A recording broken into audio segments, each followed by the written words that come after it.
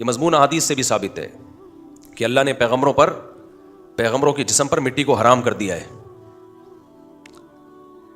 تو اور کمال کی بات یہ کہ یہ دشمنان اسلام بھی یہ بات سمجھتے ہیں, تبھی سید الانبیاء صلی اللہ علیہ وسلم کے جسد اطہر کو بہت دفعہ قبر شریف سے نکالنے کی اسلام دشمنوں نے کوشش کی ہے, اس میں کامیاب نہیں ہوئے. تبھی نبی صلی اللہ علیہ وسلم کی قبر مبارک کے ارد گرد جو ہے وہ سیسا ڈالا گیا ہے تاکہ کوئی سرنگ بنا کے یہ جسارت نہ کر سکے. اور اللہ نے یہ مقام ابو بکر و عمر رضی اللہ عنہما کو بھی دیا ہے کہ ان کی باڈی بھی سلامت ہے. غالباً عمر بن عبدالعزیز رحمہ اللہ کا دور تھا یا ان کے بعد کا دور تھا. حضرت عمر رضی اللہ تعالیٰ عنہ کے قبر مبارک کی جگہ کھل گئی تھی تھوڑی سی بارش سے یا کسی اور وجہ سے. تو مورخین لکھتے ہیں کہ اتنی خوشبو وہاں سے ظاہر ہوئی ہے, اتنی خوشبو. یہ واقعہ جب ہم لوگوں کو سناتے ہیں نا تو ملحد اور ایتھیس لوگ اور جو آج کل کے سیکولر لوگ ہیں نا جو کرامات کے منکر ہیں وہ ہنستے ہیں کہ کس سے کہانیاں ہیں. تو یہ واقعات ان کو کس سے کہانیاں لگتے ہیں جنہوں نے ایسی کرامتیں اپنی آنکھوں سے نہ دیکھی. ہم نے تو چونکہ اس زمانے کے شہیدوں کے خون کی خوشبو سونگھی ہے, اس لیے ہمارے لیے اس واقعے کو تسلیم کرنا بہت آسان ہے کہ یار یہ تو آج کے شہیدوں کے ساتھ ہو جاتا ہے. وہ تو عمر بن خطاب تھے جن کے بارے میں نبی نے فرمایا لو کان بعدی نبی لکان عمر, میرے بعد کوئی نبی ہوتا تو کون ہوتے؟ عمر ہوتے.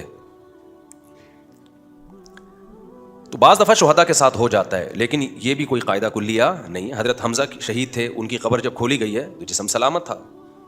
حضرت حمزہ رضی اللہ تعالیٰ عنہ جہاں شہید ہوئے نا آج ان کی قبر وہاں نہیں ہے کیونکہ سیلابی پانی کی وجہ سے اس قبر کے گرنے کا خطرہ تھا, ان کو شفٹ کیا گیا, منتقل کیا گیا, تو جسد اطہر سلامت تھا ان کا.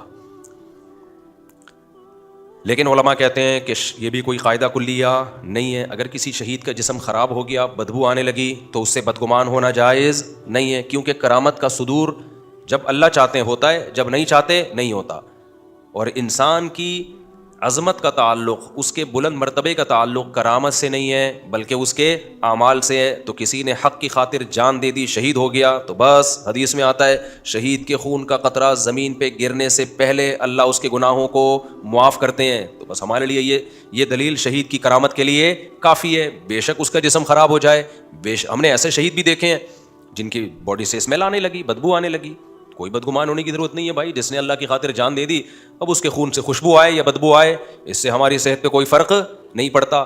سوال پیدا ہوتا ہے جب نہیں پڑتا تو پھر اللہ بعض شہیدوں کو یہ درجہ دیتے ہیں بعض کو نہیں دیتے. تو بھائی وہ اللہ کی مرضی ہے, اللہ بتانا چاہتے ہیں کہ دیکھو میرے اختیار میں ہے, میں اسباب کا مکلف پابند نہیں ہوں, میں جب چاہوں گا جو چاہوں کر دوں گا. یہ بالکل ایسے اعتراض ہوگا کہ جیسے یہودی نبی صلی اللہ علیہ وسلم پہ اعتراض کرتے تھے کہ دیکھیں پچھلے پیغمبروں میں تو ایک معجزہ ہوتا تھا کہ جس کی قربانی قبول ہوتی تھی آسمان سے آگ آتی تھی اور وہ کھا جاتی تھی اس کے جانور کو, تو آپ یہ معجزہ کیوں نہیں دکھا رہے؟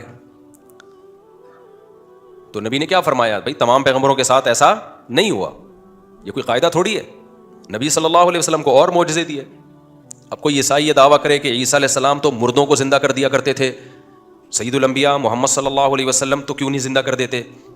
تو ہم کیا جواب دیں گے؟ بھائی اللہ نے وہاں یہ معجزہ دکھایا, یہاں چاند کے 2 ٹکڑے کر دیے, تو وہ اللہ کی مرضی ہے. پھر بھی اگر کسی عیسائی کی سمجھ میں نہ آئے تو آپ اسے کہیں اچھا موسیٰ علیہ السلام کو تو تم بھی مانتے ہو, وہ تو لاٹھی کو سانپ بنا دیا کرتے تھے, عیسیٰ علیہ السلام نے لاٹھی کو سانپ کیوں نہیں بنایا؟ فما ہوا جوابکم فیہا فہو جوابنا فیہ. سمجھتے ہو کہ نہیں سمجھے؟ مجھے پتا ہے. مطلب یہ ہے کہ پھر جو آپ وہاں تعویل کرو گے وہی تعویل ہم کیا کر لیں گے, یہاں کر لیں گے. الزامی جواب بڑے خاندانی ہوا کرتے ہیں. الزامی جواب جو ہے نا, جب سامنے والے کے سمجھ میں نہ آ رہا ہو نا تو اسی کی دلیل کو اسی پہ پھیر دو.